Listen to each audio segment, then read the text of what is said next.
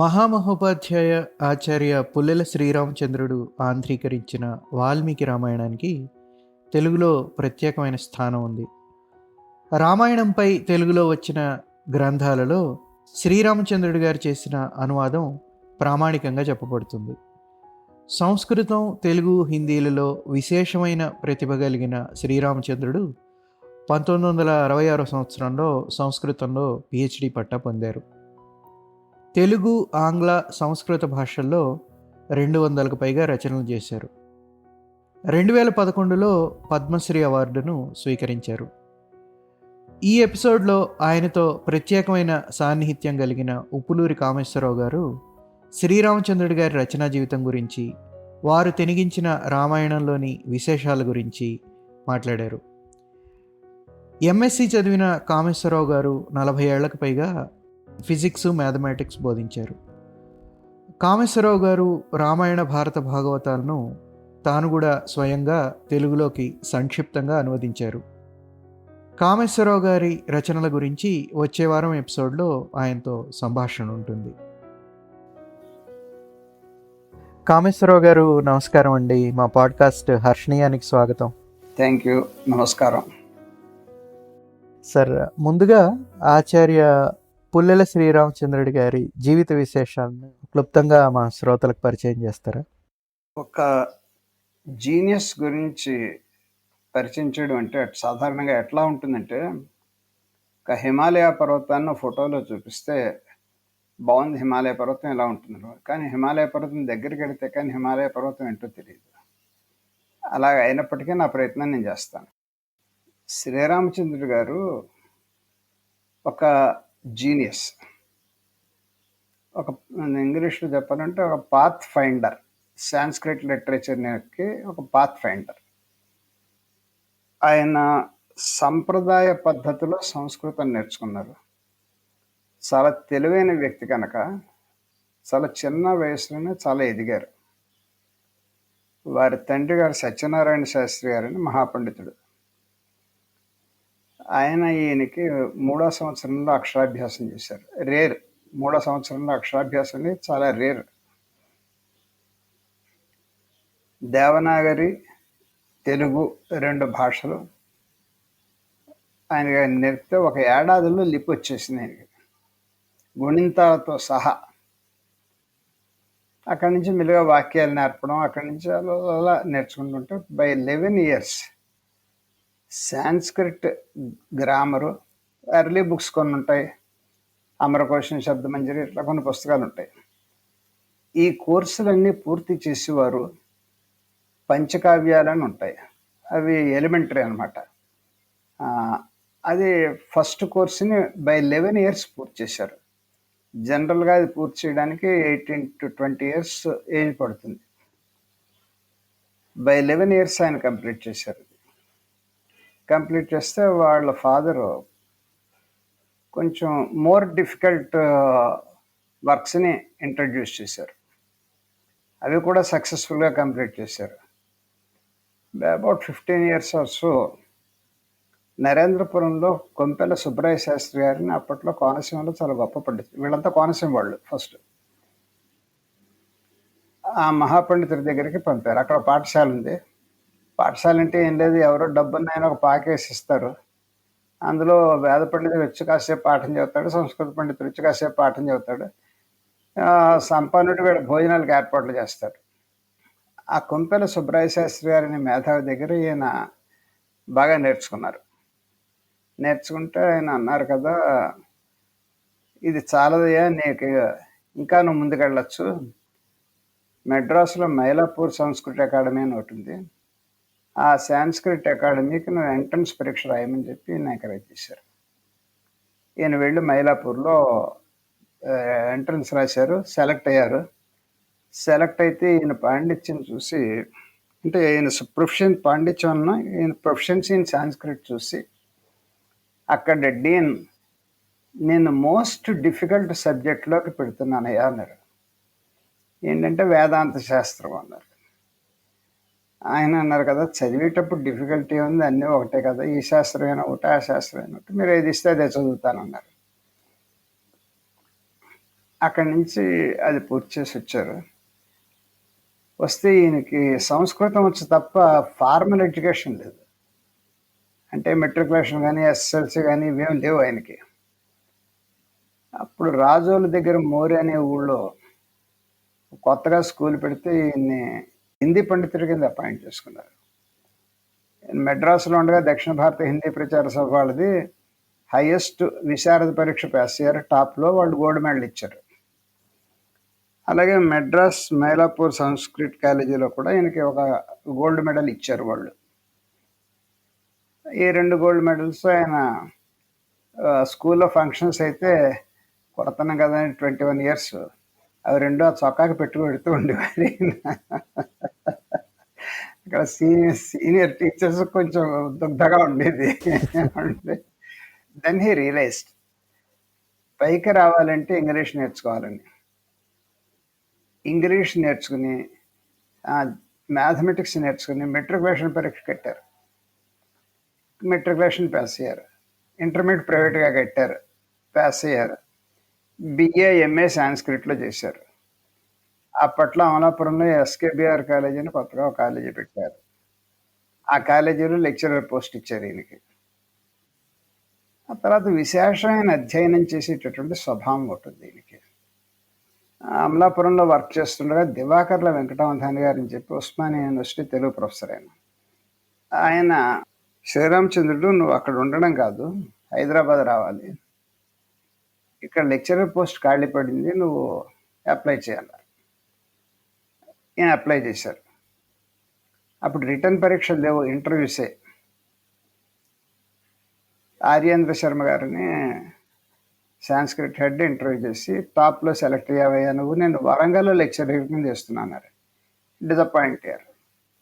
అమలాపురంలోనూ lecturer చేస్తున్నాడు, అదంతా వదిలేసి వరంగల్ వచ్చి లెక్చరర్ చేయడం ఎందుకని అనుకుంటే దివాకర్ల వెంకటరమణ గారు కాదు నువ్వు చెయ్యి, హైదరాబాద్ ట్రాన్స్ఫర్ చేస్తారు. 3-4 ఇయర్స్ పైగా హైదరాబాద్ వచ్చారు. అక్కడ ఆయన పిహెచ్డికి థీసిస్ రాశారు. జగన్నాథ పండితరాయల మీద థీసిస్ రాసి డాక్టరేట్ తీసుకున్నారు. అక్కడి నుంచి ఆయన అధ్యయనం మొదలుపెట్టింది. As a lecturer what he felt is Sanskrit పిల్లలు నేర్చుకుందుకున్నటువంటి బుక్స్లో స్టూడెంట్ ఫ్రెండ్లీగా బుక్స్ లేవు.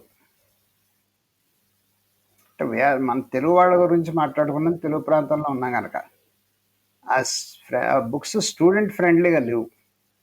అంచేత వాళ్ళకి కావాల్సినటువంటి క్లాస్ బుక్స్ని సింప్లెస్ట్ తెలుగులోకి ట్రాన్స్లేట్ చేశారు ఫస్ట్.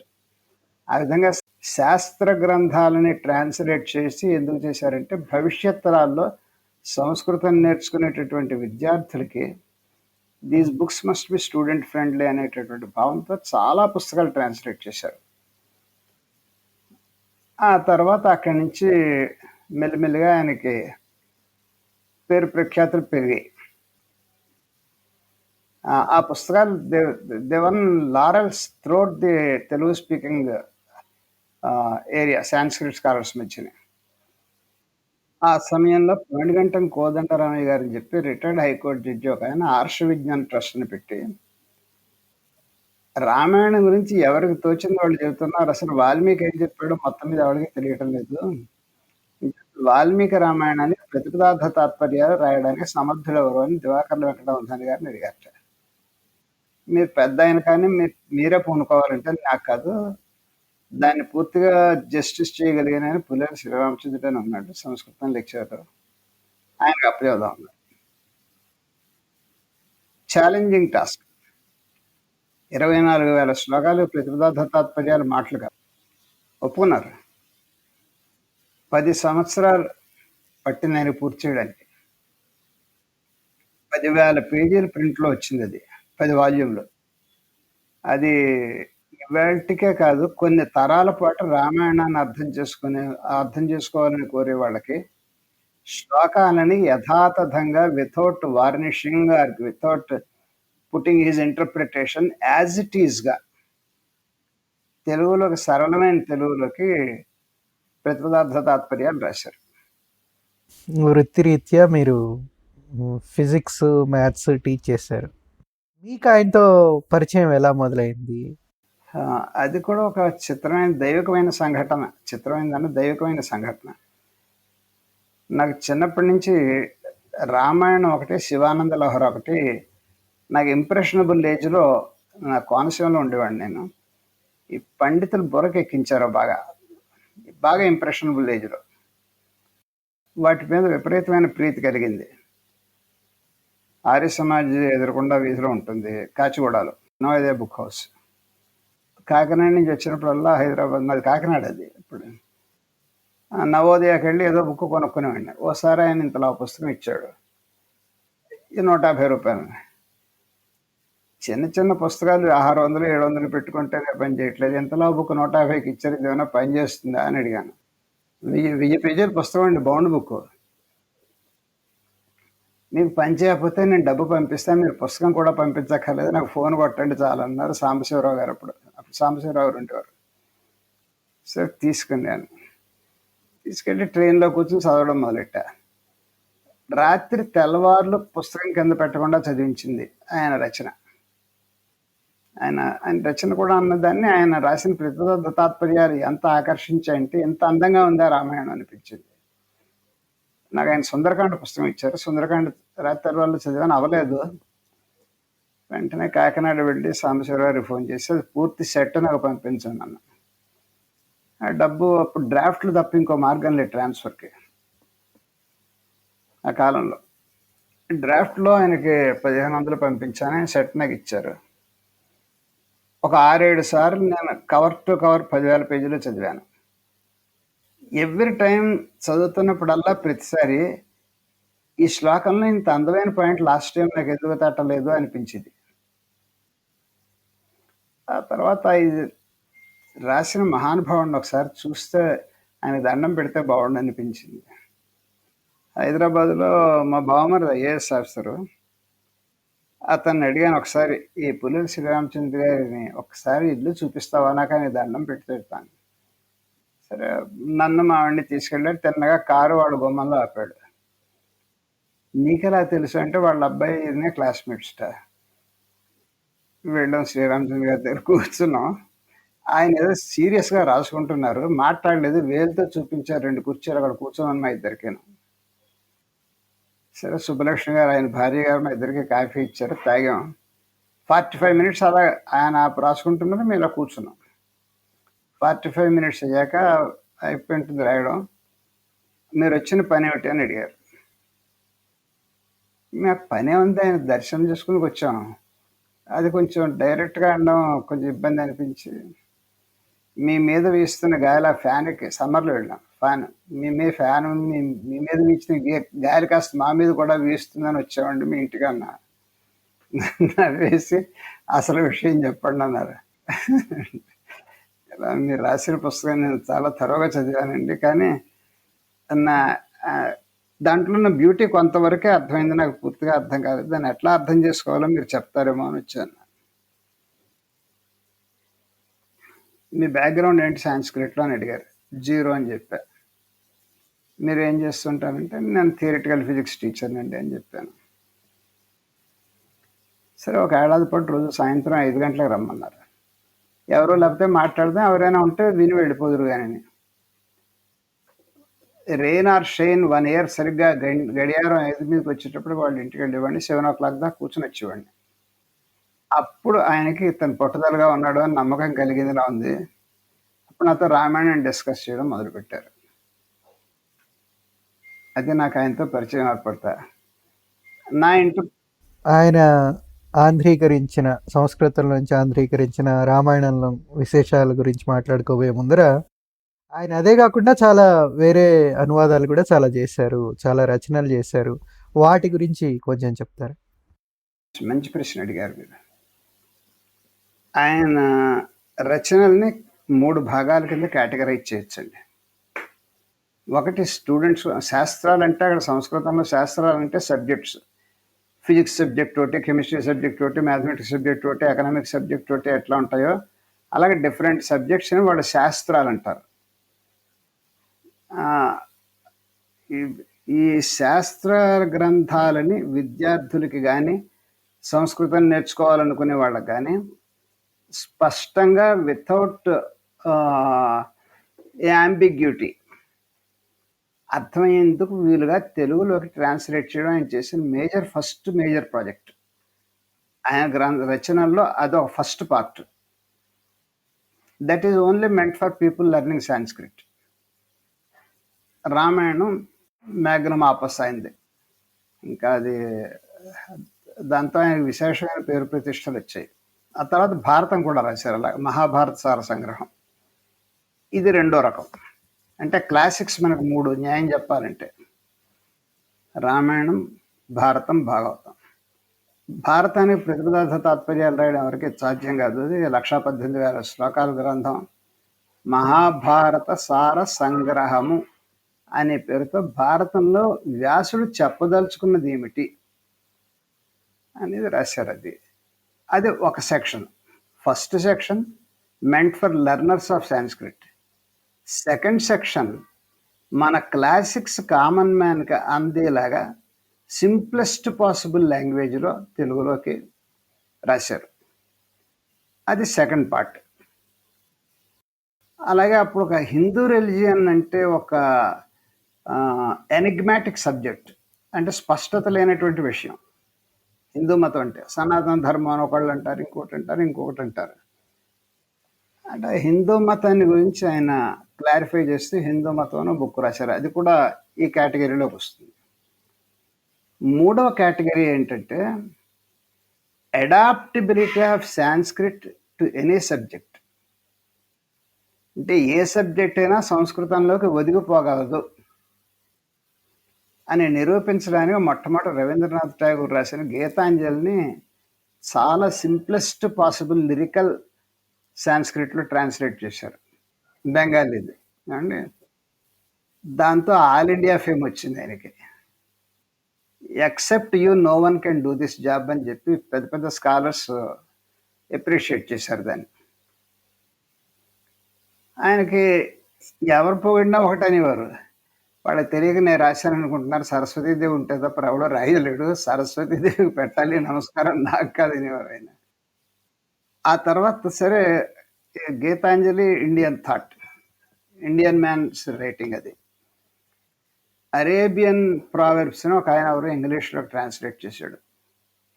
ఆ బుక్ అలాగో ఈయనకి యాక్సిడెంటల్గా దొరికింది. ఆ ప్రావెర్బ్స్ని ఇంగ్లీష్లోకి అవి పూర్తిగా పట్టలేదు. ఆ ప్రావెర్బ్ చూసారన్నది వాడు చెప్పదలుచుకున్నది the English writer could not bring out properly అనిపించింది. ఆయనకు ఆలోచన వచ్చింది, దీన్ని సాంస్క్రిట్లో రాస్తే అలా ఉంటుంది అనుకున్నారు. ఇవి అరేబియన్ ప్రావెర్బ్స్ని సాంస్క్రిట్లోకి అనుష్టుప్ అంటే 2 పాదాలు ఉంటాయి. మొదటి పాదంలో దాని గురించి తన సొంతంగా రాసి, రెండో పాదంలో సామెత రాసేవారు. ఇవన్నీ కూడా ఏంటంటే సాంస్క్రిట్ అనేటటువంటిది ఎంత చక్కటి భాష అంటే ఏ సబ్జెక్ట్ అయినా అందులోకి ఒదిగిపోగలదు. వర్క్ చేసేవాడి స్కిల్, టాలెంట్ని బట్టి ఉంటుంది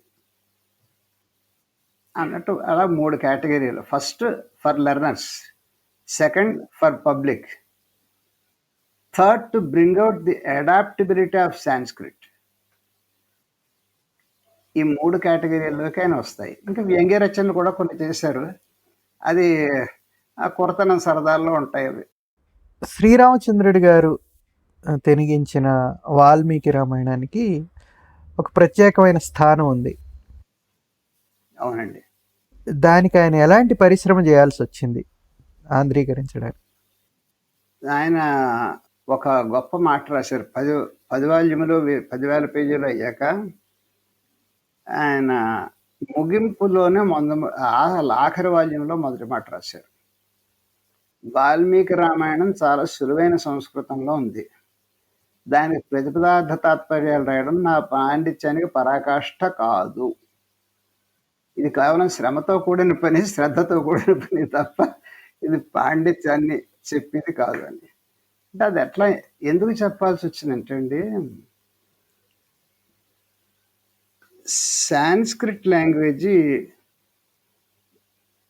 మీద స్టడీస్ ఎప్పుడు స్టార్ట్ అయ్యాయంటే వాల్మీకి వ్యాసుడి తర్వాత స్టార్ట్ అయ్యాయి.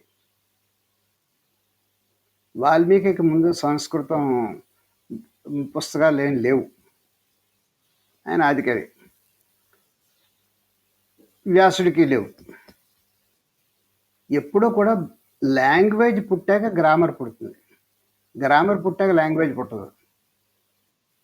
ఒక భాష పుట్టిన తర్వాత వాడి మనసులో ఉన్న భావాలు వాడు ఎక్స్‌ప్రెస్ చేసుకునేందుకు వాక్యాలు ఎట్లా పెట్టాలి అనే దాన్ని చెప్పేది గ్రామర్.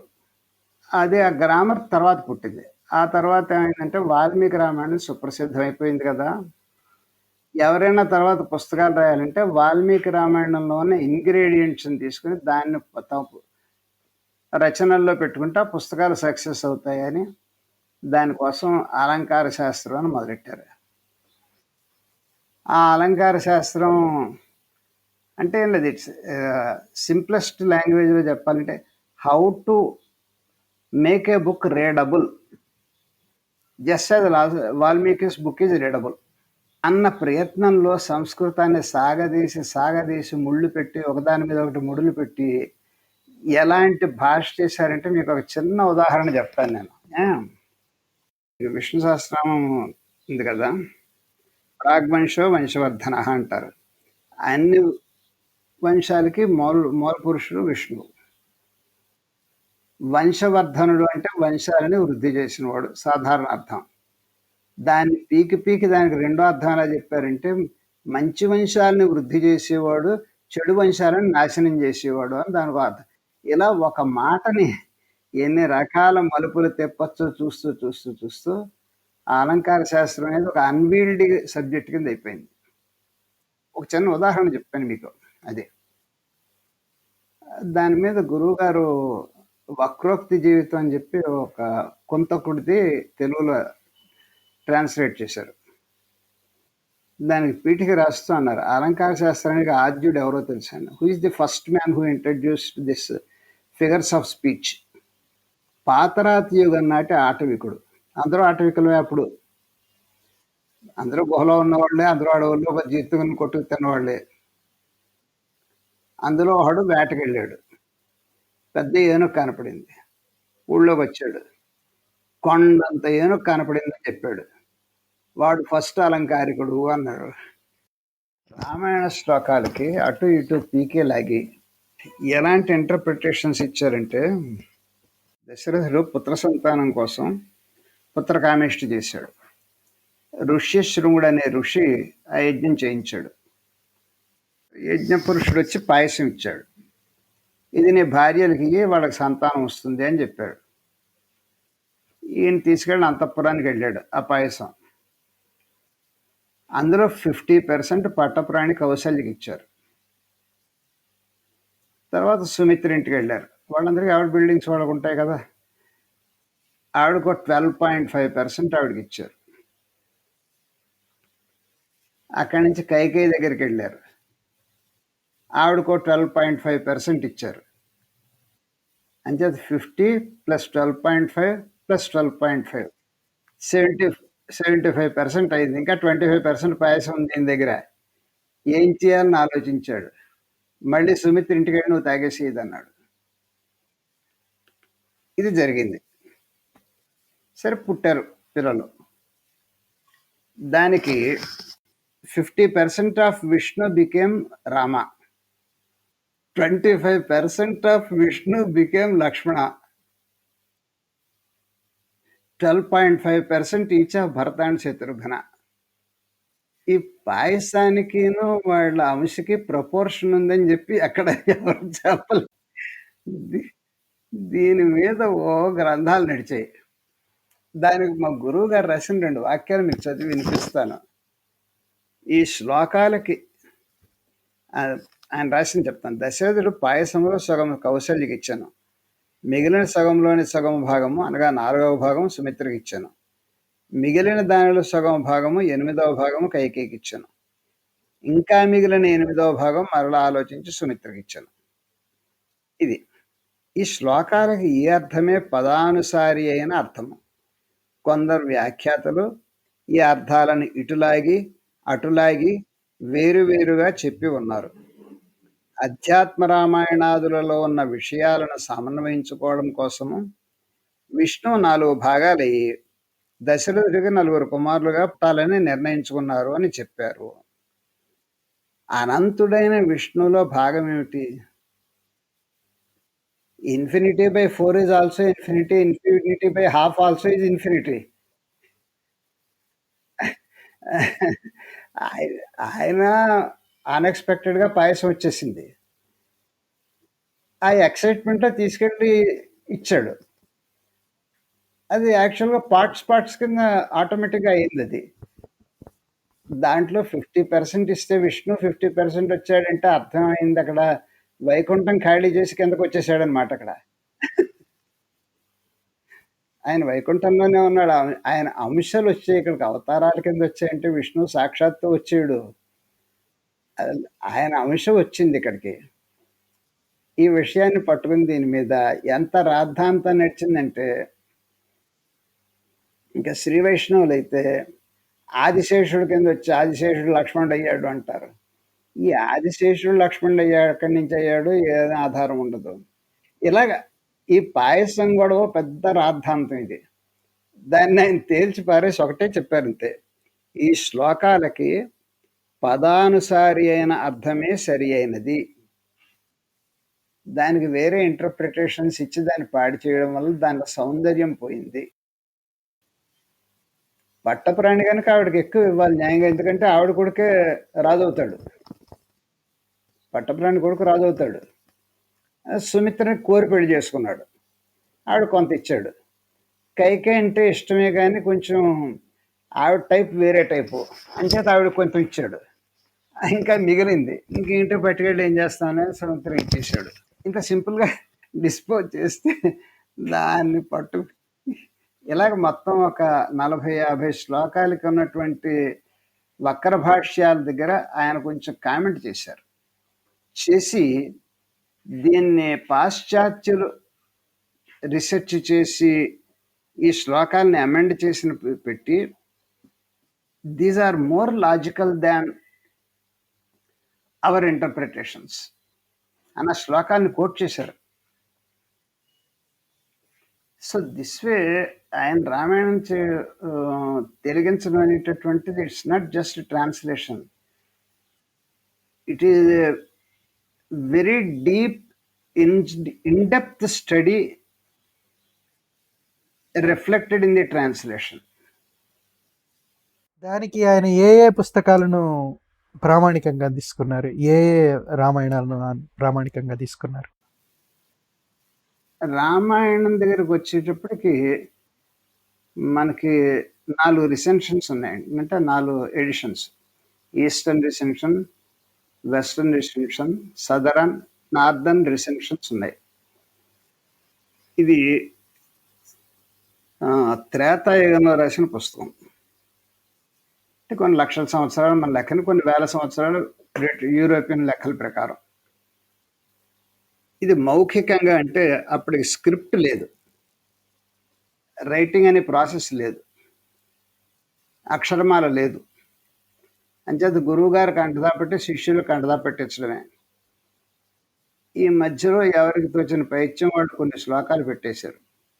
అవి కొన్ని అసందర్భంగా ఉంటాయి. సరే, పైగా రీజనల్గా వాళ్ళవి వెర్షన్స్ మారిపోయాయి. ఒరిజినల్ వెర్షన్ ఏంటో ఎవరికి తెలియదు. సరే, ప్రతి వావిళ్ళు వారు చాలా పరిశోధన చేశారు. వావిళ్ళ రామస్వామి శాస్త్రులు గారు, రామస్వామి శాస్త్రులు గారు చాలా పరిశోధన చేశారు. వాళ్ళ ప్రతిని స్టాండర్డ్గా తీసుకున్నారు. తర్వాత ఇప్పుడు వీళ్ళు మన నార్త్ ఇండియాలో ఉన్నారు చూడండి, వాళ్ళు వేస్తున్న పబ్లికేషన్స్ కూడా స్టాండర్డ్గా తీసుకున్నారు. గోరఖ్పూర్ వాళ్ళు కూడా చాలా రీసెర్చ్ చేయిస్తున్నారు. అదే భండార్కర్ ఇన్స్టిట్యూట్ అని పూనాలో ఉంది. వాళ్ళు కొంత రీసెర్చ్ చేశారు, వాళ్ళు పుస్తకాలు తీసుకున్నారు. వీటన్నింటికంటే బెటర్ రీసెర్చ్ ఎవరు చేశారంటే యూరోపియన్స్ చేశారు రామాయణం మీద. It's very strange incident matter. అంటే మనం సర్ఫేస్ లెవెల్లోనే పరిశోధన చేస్తామండి. వాళ్ళు ఇన్ డెప్త్ చేస్తారు. మన పరిశోధనలు అనేటప్పటికీ సర్ఫేస్ లెవెల్లోనే ఉంటాయి. ఆ కండిషన్‌లో యూరోపియన్స్ 17థ్ సెంచరీలో ఇండియా మీద ఫస్ట్ సెటిలింగ్ మొదలెట్టారు. వాళ్ళు సాంస్క్రిట్ నేర్చుకున్నారు. వాళ్ళు రామాయణం మీద రీసెర్చ్ చేశారు. చేసి వాళ్ళు సెవరల్ ఇయర్స్ అంటే decades you can say research చేసి what is a probable verse, what is not a probable verse అని రీసెర్చ్ చేసి రీజన్స్ రాస్తూ ఒక ప్రాచ్యపతి అని ఒక దాన్ని తయారు చేశారు. It was printed in Paris. Gasparo Gorresio అనేటటువంటి ఒక Italian he was behind this project. చాలా లాజికల్గా, ఎక్స్ట్రీమ్లీ లాజికల్గా రామాయణాన్ని చేశారు. దాన్ని కూడా ఆయన ఒక ప్రధానమైన ఆలంబనగా తీసుకున్నారు ఈ అనువాదానికి. అంటే వావెళ్ళ వారి ఎడిషను, గోరఖ్పూర్ వారి ఎడిషను, ప్రాచ్యపతి ఈ 3 ప్రధానంగా తీసుకున్నారు. ఆయన మీకు బాగా పరిచయం. ఆయన వ్యక్తిత్వంలోని విశిష్టత గురించి చెప్తారు. ఆయన మహాపండితుడు, అత్యంత వినయశీలి. అత్యంత వినయశీలి. ఎంత గొప్ప పుస్తకం రాశారంటే సరస్వతీదేవి కటాక్షం ఉంటే నువ్వు రాస్తావు ఆ పుస్తకం అంటాడు ఆయన అంతే. తర్వాత అత్యంత సహనశీలి, టాలరెన్స్, చాలా టాలరెంట్ పర్సన్. చాలామంది వస్తారు ఆయన దగ్గరికి, ఏదో చెప్తారు, he knows what that other fellow is talking is absurd. మాకే తెలిసిపోతూ ఉంటుంది అబ్సర్డ్ మాట్లాడాడని. మీకు ఉదాహరణగా మల్లెమాల రెడ్డి గారి అని పేరు మీరు వినుంటారు. ఆ మల్లెమాల రెడ్డి గారు రామాయణం పద్యాలు బాగా రాసేస్తాడు, గబగబా వెళ్ళేస్తాడు. మన గరికపాటి నరసింహారావు గారి లాగా నిమిషాల మీద వెళ్ళేస్తాడు పద్యాలు. ఆయనకి రామాయణం పద్యాల్లో రాయాలనిపించింది. ఆయన సినిమా ఫీల్డ్లో ఉన్నాడు కనుక సినిమా ఫీల్డ్కి అందినంత రామాయణం ఆయనకి తెలుసు. దాని మీద పద్యాలు రాసి శ్రీరామచంద్ర గారికి వినిపించడానికి వచ్చేవాడు సాయంత్రం. ఆ టైంకి నేను ఉండేవాడిని. వీళ్ళు అరణ్యవాసం చేస్తూ ఉంటేట ఎలుగుబంట్లు కావిళ్ళు కట్టి ఓ కావిడిలో పనసక పండును, ఒక కావిడిలో అరటి గెల వేసి తీసుకొచ్చి ఇచ్చేవి, ఇలా రాసేవారు. ఈయన పద్యం అతి శ్రద్ధగా వినేవారు. ఆయన వెళ్ళిపోయి ఇదేమిటండి ఇది చాలా అబ్సర్డ్ కదా, you could have told him master ఇదంటే. అది పాప ఆయనకు అలా వచ్చింది, తప్పే ఉంది. ఆ లెవెల్ స్కాలర్ ఇలాంటి పిచ్చి మాటలు రాస్తే రామాయణంలో న్యాయంగా ఏంటయ్యా ఈ మాటలు అనాలి. అనకుండా అతి శ్రద్ధగా విని ఛందస్సు బాగా రాశాడండి అనేవారు. ఆయనకి అలా తోచింది మనం ఏం చేస్తాం అనేవారు. అది చాలా దాంతో ఏమవుతుందంటే people use to open up before him. Scholars ఎలా లాగా ఓపెన్ అవుతారు, సామాన్యుడు కూడా ఆయన దగ్గర ఓపెన్ అయ్యేవారు. స్కాలర్స్ ఒళ్ళ దగ్గర పెట్టుకు ఓపెన్ అవుతారు, సామాన్యుడు స్పీడ్గా ఓపెన్ అవుతాడు. ఆయన 3 మాటలు చెప్తారు సంస్కృతం గురించి. World's most ancient language which is systematically developed even before it the grammar is evolved. Ramayana భారత భాగవతాలు వచ్చిన తర్వాతే సంస్కృతంలో గ్రామర్ వచ్చింది, అంతకుముందు గ్రామర్ లేదు. ఈ శాస్త్రాలన్నీ కూడా తర్వాత పుట్టినవి. కానీ వీళ్ళు ఎక్కడి నుంచి అడాప్ట్ చేసుకున్నారంటే వేదాలలోని ఛందస్సుని అడాప్ట్ చేసుకున్నారు. ఎవరు? వ్యాస వాల్మీకులు. అంచేత ఆయన ఏమంటారంటే Sanskrit is a language in which expressions are easy, beautiful expressions are easy in very brief sentences. Sir చిన్న మాటలతో పెద్ద ఎక్స్ప్రెషన్స్ పెట్టి ఫెసిలిటీ సాంస్క్రిట్లో ఉందండి. అది నేర్చుకోవాలంటారు అందరూ. 2, ఈవేళ Sanskrit is limited to hardly 0.1% of population. అంచేత సాంస్క్రిట్లో ఉన్నటువంటి కనీసం మన రామాయణ భారత భాగవతాలని సామాన్యుడికి అర్థమయ్యేలా without personal interpolations, without varnishings by your vagaries or whatever your thoughts, as it is వెర్షన్ని ప్రజెంట్ చేయండి.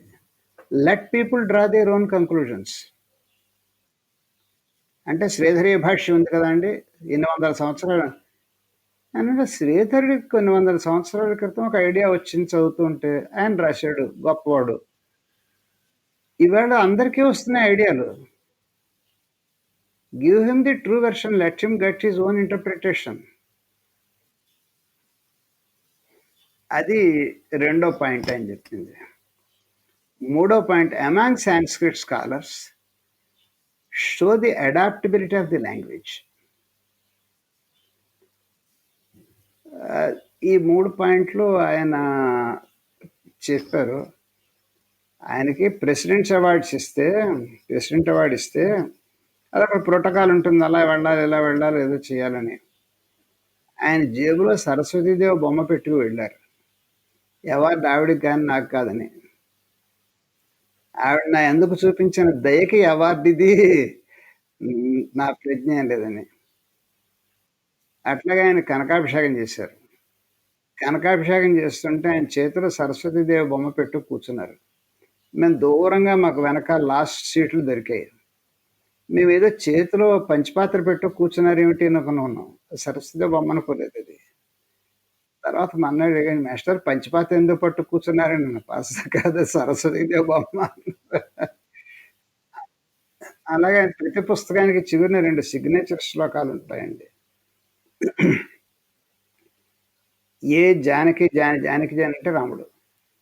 ఏ రామచంద్రుడి దయ వలన ఈ గ్రంథాన్ని నేను, అది కూడా అంటారంటే, యత్ కృపా లేశ సంసర్గాత్, కృప కాదు, కృప యొక్క లేశం, స్మాల్ పోర్షన్, అది నా ఎంతో ఉండడం వల్ల ఈ పుస్తకాన్ని రాశాను. అది ఆ జానకి జాని యొక్క పాదాలకే అర్పిస్తున్నాను. ఈ గ్రంథం రాయడానికి నా తండ్రి తల్లిదండ్రుల తపస్సు, గురువుల ఆశీర్వచనం, భగవంతుడి కటాక్షం, ఈ 3 కారణం. నేను కేవలం పెన్నలా పనిచేసిన వాడిని. ఆయన 2 సిగ్నేచర్ శ్లోకాలు, అవి 2 చాలా మంచి శ్లోకాలు. అంటే ఇది ఎందుకు చెబుతున్నానంటే, హ్యూమిలిటీ, టాలరెన్స్ అండ్ హ్యూమిలిటీ, అటువంటివి మళ్ళీ ఆ లెవెల్ స్కాలర్స్లో చూడం. చాలా బాగుంది సార్. ఇప్పుడు చివరిగా శ్రీరామచంద్రుడి గారు రాసిన రామాయణం చాలా కాలం లభ్యం కాకుండా ఉండింది, గత 4-5 సంవత్సరాలుగా. ఇప్పుడు లభ్యమవుతున్నాయి కదా. అది 1000 కాపీలు వేశారండి. ఒక సెట్ అంటే 10 పుస్తకాలు, 1000 సెట్లు అంటే 10,000 పుస్తకాలు వేశారు వాళ్ళు. అవి మీకు నవోదయాలో దొరుకుతాయి, నవోదయ బుక్ హౌస్లో. చాలా చాలా సంతోషం అండి. ఈ ఇంటర్వ్యూ మొదటి భాగంలో మీరు పుల్లెల శ్రీరామచంద్రుడి గారి గురించి, ఆయన వ్యక్తిత్వంలోని విశిష్టత గురించి, ఆయన రచనా జీవితం గురించి మాట్లాడారు. ఈ ఇంటర్వ్యూ రెండో భాగంలో ఆయన సాన్నిహిత్యంలో మీరు కూడా రచనలు చేశారు. రామాయణం, భాగవతం, భారతం ఆంధ్రీకరించడమే కాకుండా వాటిలోని కొన్ని విశేషాలను కూడా మీరు ప్రత్యేకంగా పుస్తకాలుగా తీసుకొచ్చారు. ఇంటర్వ్యూ రెండో భాగంలో మనం మాట్లాడుకుందాం. సంతోషం అండి. మా గురువు గారిని జ్ఞాపకం చేసుకునే అవకాశం కలిగించారు. నమస్కారం.